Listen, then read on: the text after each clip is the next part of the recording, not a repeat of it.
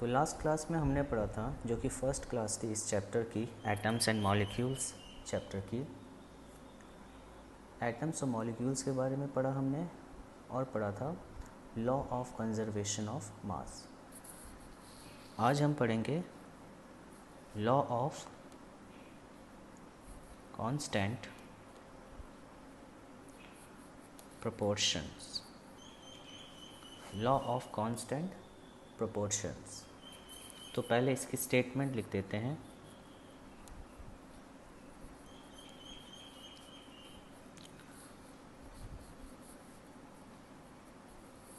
According to this law,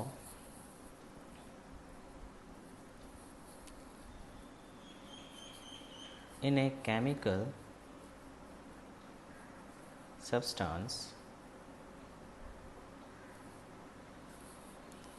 elements are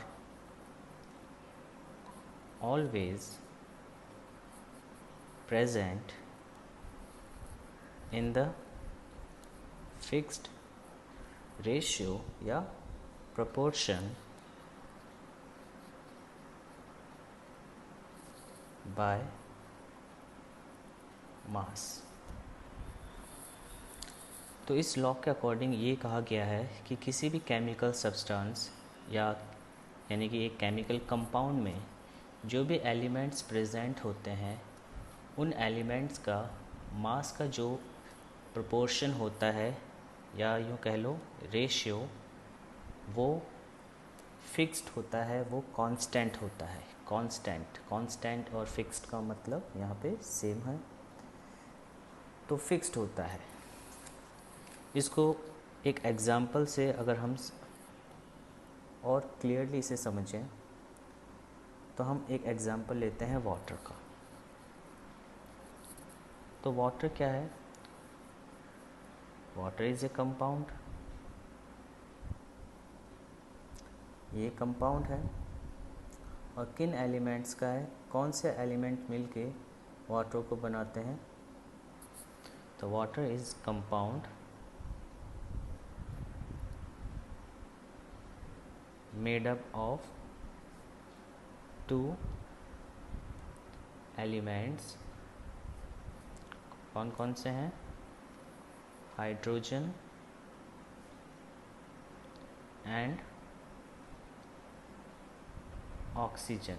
hydrogen and oxygen, ये हमने पहले भी लिखा ही था कि जो हाइड्रोजन है और ऑक्सीजन केमिकली रिएक्ट करते हैं तो वाटर फॉर्म होता है, यानी कि H2O। ये इसका फॉर्मूला है, केमिकल फार्मूला। तो वाटर एक कंपाउंड है जिसमें दो एलिमेंट प्रेजेंट होते हैं, हाइड्रोजन एंड ऑक्सीजन। तो लॉ के अकॉर्डिंग ये है कि वाटर जो होगा, हमने मान लो वाटर लिया, तो उसमें हाइड्रोजन एंड ऑक्सीजन जो एलिमेंट है, इनका जो मास होगा अलग अलग, इनका रेशियो हमेशा फिक्स्ड होता है, हमेशा सेम होगा। और इसमें ये होता है कि in water 1 part of hydrogen and 8 part of oxygen are present by mass। यानी कि मास के अकॉर्डिंग जो टोटल मास होगा वाटर का, उसमें 1 part मास होगा हाइड्रोजन का और 8 part होगा ऑक्सीजन का। इसका मतलब किस रेशियो में प्रेजेंट है हाइड्रोजन और ऑक्सीजन? 1:8। तो इस स्टेटमेंट को हम ऐसे भी लिख सकते हैं, हाइड्रोजन एंड ऑक्सीजन, ये दोनों एलिमेंट हैं, ये दोनों एलिमेंट्स हैं, आर ऑलवेज यानी कि हमेशा, always present in the ratio. और क्या रेशियो है? In the ratio of 1:8 by mass. तो वाटर में हाइड्रोजन एंड ऑक्सीजन हमेशा इस रेशियो में प्रेजेंट होते हैं 1:8 में, यानी कि 1 पार्ट होगा हाइड्रोजन का मास और 8 पार्ट होगा ऑक्सीजन का मास। और ये किस में होता है? इन वाटर में। ठीक है, तो ये जो सेकंड लॉ है ये आपको समझा रहा है। जैसे कि अगर हम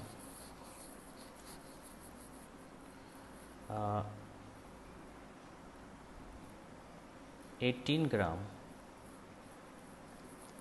वाटर है तो इसमें कितने ग्राम हाइड्रोजन और कितने ग्राम ऑक्सीजन होगा रेशियो के हिसाब से देखो, तो इसमें होगा 2 ग्राम ऑफ हाइड्रोजन होगा एंड 16 ग्राम होगा ऑक्सीजन का। क्योंकि देखो 2:16 का रेशियो निकालोगे तो क्या आएगा, काट के 1:8, तो ये फिक्स है। अब 1:8 सिर्फ ये वाटर के केस में है कि हाइड्रोजन और ऑक्सीजन का रेशियो 1:8 होता है। जैसे कार्बन डाइऑक्साइड की बात करें अगर हम, इन कार्बन डाइऑक्साइड यानी कि CO2 में, तो CO2 में 3 पार्ट होगा कार्बन का एंड 8 पार्ट होगा ऑक्सीजन का। और always present in carbon dioxide. ठीक है, तो यानी किस रेशियो में है? 3:8 में। ठीक है, तो ये है लॉ ऑफ कांस्टेंट प्रोपोर्शन। तो ये जो फिक्स्ड रेशियो होते हैं हर कंपाउंड का अलग अलग होता है। जैसे वाटर का क्या है? 1:8, कि वाटर जो H2 है इसमें हाइड्रोजन और ऑक्सीजन का क्या रेशियो है? 1:8। इसी तरह से कार्बन डाइऑक्साइड में कार्बन और ऑक्सीजन 2 एलिमेंट है, इनका क्या रेशियो है? 3:8। इसी तरह से NH3 अमोनिया, इसका नाम लिख लेते हैं। अमोनिया जो है इसमें 2 एलिमेंट कौन से हैं? Nitrogen and hydrogen. तो इनका रेशियो क्या है? इनका रेशियो है 14:3। तो हर कंपाउंड में ये रेशियो अलग होता है, लेकिन उस कंपाउंड में हमेशा ये फिक्स होगा। जैसे अमोनिया, आप किसी भी सोर्स से यानी किसी भी जगह से आप अमोनिया गैस लो, कितने भी अमाउंट में लो, हमेशा नाइट्रोजन एंड हाइड्रोजन का जो मास का जो रेशियो होगा अमोनिया गैस में वो हमेशा 14 पार्ट होगा नाइट्रोजन एंड 3 पार्ट होगा हाइड्रोजन। तो यहाँ पे हम समझ चुके हैं कि लॉ ऑफ कांस्टेंट प्रोपोर्शन क्या कह रहा है कि एलिमेंट के मास का रेशियो, सिंपल स्टेटमेंट ये है कि एलिमेंट जो होंगे किसी भी कंपाउंड में उनके मास का रेशियो क्या होगा? उनके मास का रेशियो हमेशा फिक्स्ड होगा उस कंपाउंड के लिए। ठीक है, तो अब एक क्वेश्चन करते हैं हम यहाँ पे।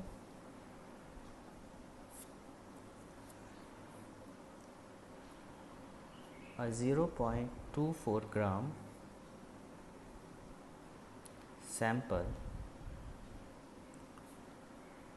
of compound of oxygen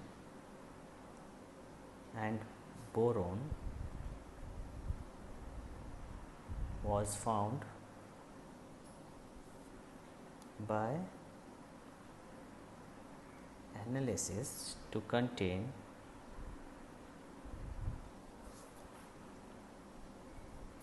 0.096 gram of boron and 0.144 gram of oxygen. Calculate the percentage composition of the compound by mass। तो पहले क्वेश्चन को समझते हैं, इसमें पूछा क्या गया है। इसमें देखो क्या पूछा गया है कि एक सैंपल है कंपाउंड का और वो कंपाउंड है ऑक्सीजन और बोरोन का। दो एलिमेंट है ऑक्सीजन एंड बोरोन, उनके रिएक्ट करने से एक कंपाउंड बना है और कितना मास है उसका 0.24 ग्राम। तो हम यहाँ लिख लेते हैं मास ऑफ कंपाउंड कितना है 0.24 ग्राम। अब एनालिसिस से ये पता लगा है कि इस कंपाउंड में 0.096 ग्राम बोरोन है। Mass of boron capital B होता है बोरोन का सिंबल, तो बोरोन कितना है 0.096 ग्राम। और ऑक्सीजन का ओ सिंबल होता है ऑक्सीजन का, तो ऑक्सीजन का मास है 0.144 ग्राम। तो हमें निकालना क्या है, हमें निकालना है percentage composition of the compound by mass, यानी कि इस कंपाउंड में जो इसकी कंपोजिशन है यानी कि बोरोन और जो ऑक्सीजन है उनका परसेंटेज कितना है। तो परसेंटेज निकालना है बोरोन का और ऑक्सीजन का, तो बहुत आसान है। तो लिखेंगे परसेंटेज ऑफ बोरोन। तो कैसे निकलेगा देखो, मास ऑफ बोरोन अपॉन में मास ऑफ कंपाउंड, यानी टोटल जो भी मास है कंपाउंड का इनटू में 100। जैसे आप अपने परसेंटेज निकालते हो मार्क्स के, वैसे ही निकाला गया है। जैसे टोटल मार्क्स में से आप किसी सब्जेक्ट के मार्क्स के परसेंटेज निकाल लें तो ऐसे निकालोगे आप। तो मास ऑफ बोरोन है 0.096 और मास ऑफ कंपाउंड है 0.024 इंटू 100। ये डेसिमल से डेसिमल कट जाएगा क्योंकि दोनों ही डेसिमल के बाद 3 डेसिमल डिजिट है। ये जा रहा है आपका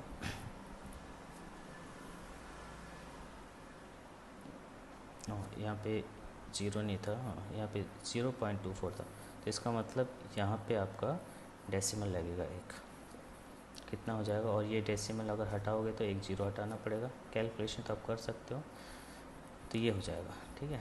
तो ये कितने में गया आपका 4 जा में, वही हो गया 40%। तो 40% है इस कंपाउंड में बोरोन, तो बाकी ऑक्सीजन ही होगा। तो बताओ बिना कैलकुलेट किए 100% होता है ना किसी भी चीज़ का, टोटल जो होता है परसेंटेज के हिसाब से उसे 100% कहते हैं। तो 100% में से 40% तो है बोरोन, तो बाकी का 60% क्या होगा ऑक्सीजन। चाहो तो हम निकाल भी सकते हैं परसेंटेज ऑफ ऑक्सीजन। तो मास ऑफ ऑक्सीजन कितना है 0.144 और मास ऑफ कंपाउंड 0.24 इंटू 100। तो आप ये पॉइंट से ये पॉइंट हटाओ, तो यहाँ पे 2 डेसिमल डिजिट है, यहाँ पे 2 डेसिमल डिजिट के बाद पॉइंट लगा दो, इंटू करोगे तो ये हो गया 144,024, ये गया 6 जा में 0 60%।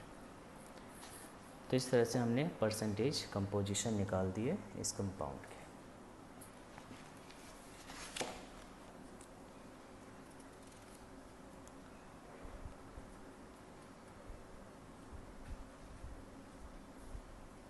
तो इसी तरह से एक और question,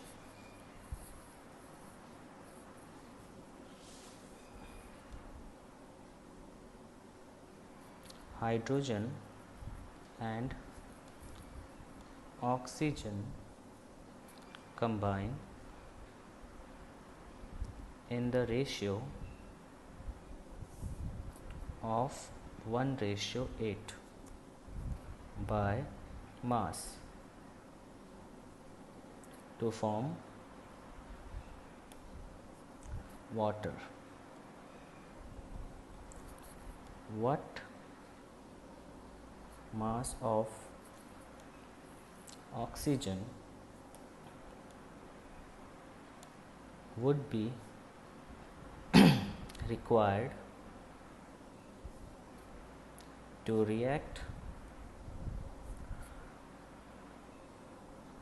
completely with 3 gram of hydrogen gas? तो क्वेश्चन है कि हाइड्रोजन और ऑक्सीजन किस रेशियो में कंबाइन होते हैं, 1:8, ये हमने पहले ही पढ़ा था। और फिर क्या बनाते हैं, वाटर। ये बोल रहे हैं कि अगर कितना मास ऑक्सीजन की ज़रूरत होगी पूरी तरह से रिएक्ट करने के लिए 3 ग्राम हाइड्रोजन गैस के साथ। तो यानी कि हाइड्रोजन गैस का मास दिया है, हमें ऑक्सीजन का मास बताना है जो 3 ग्राम हाइड्रोजन को चाहिए वाटर बनाने के लिए। तो इस किस तरह से सॉल्यूशन करेंगे हम, देखो। तो हमें ये तो पता है कि किस रेशियो में कंबाइन होते हैं, 1:8। तो हम ऐसे लिख सकते हैं कि वाटर में हमेशा हाइड्रोजन का मास और ऑक्सीजन का जो मास होगा उसका रेशियो दे ही रखा है आपको। क्या दे रखा है, 1:8, यानी 1/8। ठीक है। अब हमारे क्वेश्चन में हाइड्रोजन गैस का मास कितना दिया हुआ है, 3 ग्राम।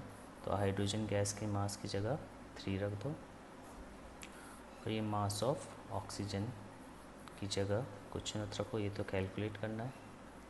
क्रॉस मल्टीप्लाई करोगे तो 8 3 जा 24।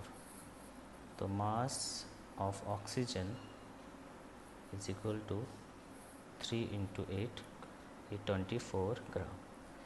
तो यानी कि अब हमें पता लग गया कि 24 gram oxygen would be required to react completely with 3 gram of hydrogen gas to form water. और रेशियो भी देखो, 3 ग्राम हाइड्रोजन और 24 ग्राम ऑक्सीजन, काटो तो 1/8 ही आ रहा है। तो इस तरह से आपने आंसर निकालना है। ठीक है।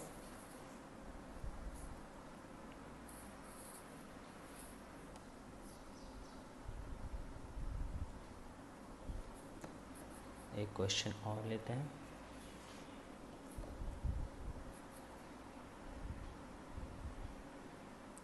When 3 gram of carbon is burnt in 8 gram of oxygen, 11 gram of carbon dioxide is produced. What mass of carbon dioxide will be formed when 3 gram of carbon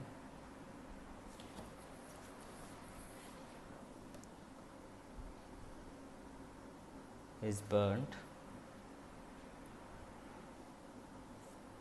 in 50 gram of oxygen? Which law of chemical combination will govern your answer?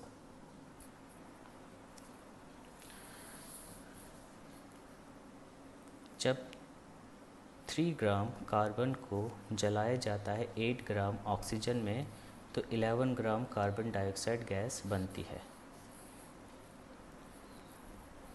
ये कह रहे हैं कि carbon 3 ग्राम को oxygen gas, O2 symbol होता है oxygen gas का, 8 gram oxygen में बर्न किया जाता है, तो कार्बन डाइऑक्साइड जो गैस बनती है वो 3 + 8 11 ग्राम। तो लॉ ऑफ कंजर्वेशन ऑफ मास के हिसाब से ये स्टेटमेंट समझ आ रही है आपको कि रिएक्टेंट का मास टोटल कितना है, 3 और 8 11, और प्रोडक्ट का भी कितना है, 11। ठीक है।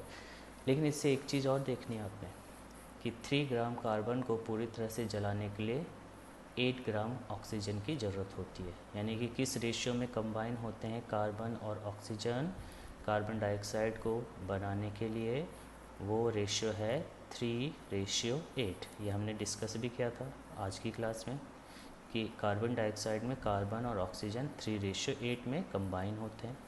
3 पार्ट होगा कार्बन का, 8 पार्ट होगा ऑक्सीजन का। ठीक है। अब आगे देखो, इन्होंने कहा है कि what mass of carbon dioxide will be formed when 3 gram of carbon is burned in 50 gram of oxygen. अब केस 2 क्या है, मतलब जो सिचुएशन दे रहे हैं कि अगर कार्बन 3 ग्राम लो लेकिन ऑक्सीजन कितना लो 50 ग्राम, तो कार्बन डाइऑक्साइड तो बनेगा लेकिन ये कितने ग्राम बनेगा, ये बोला है, क्वेश्चन मार्क लगा दिया।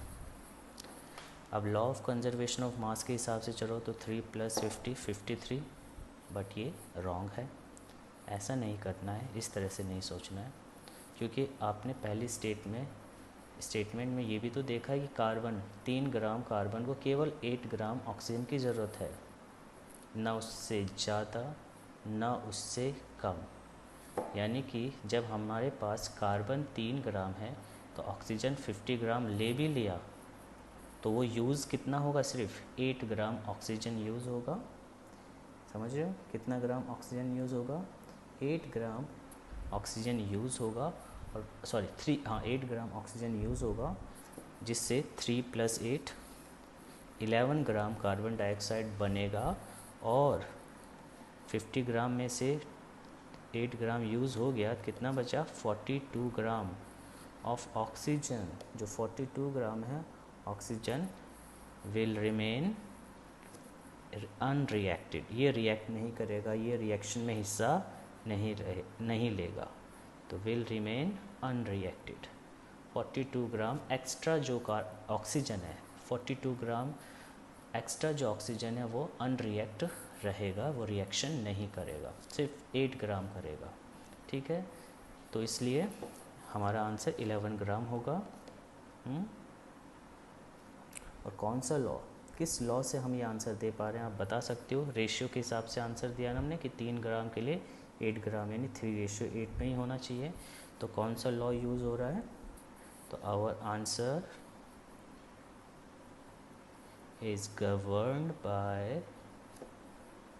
यानी किस तरह से एक्सप्लेन हो रहा है, by law of constant proportion, law of constant proportion. तो यहाँ पे law of conservation of mass मत लगा देना, लॉ ऑफ कांस्टेंट प्रोपोर्शन, क्योंकि वो 42 ग्राम ऑक्सीजन तो हिस्सा ही नहीं ले रहा रिएक्शन में, ये ध्यान रखना है। ठीक है, सीधा ऐड नहीं कर देना है। तो हमारा आंसर किससे गवर्न हुआ, लॉ ऑफ कांस्टेंट प्रोपोर्शंस। तो इस तरह से ये क्वेश्चन भी कंप्लीट हो गया। ये उसी तरह से है, अब किसी की जो हंगर है वो 3 रोटी, ठीक है 3 रोटी की है, अब उसे आप 10 रोटी दे दोगे, इसका मतलब ये थोड़ी है कि वो 10 रोटी खाएगा, वो तो 3 रोटी खाएगा, और बाकी की जो रोटी है वो ऐसे ही रहेगी। सेम हम यहाँ पे कह रहे हैं 3 ग्राम कार्बन को केवल 8 ग्राम ऑक्सीजन की ही ज़रूरत होती है, ना कम ना ज़्यादा, इसलिए वो केवल 8 ग्राम ऑक्सीजन 3 ग्राम कार्बन के साथ रिएक्ट करके 11 ग्राम कार्बन डाइऑक्साइड बनाएगा, बाकी का जो 42 ग्राम है विल रिमेन अनरिएक्टेड, वो हिस्सा नहीं लेगा रिएक्शन में।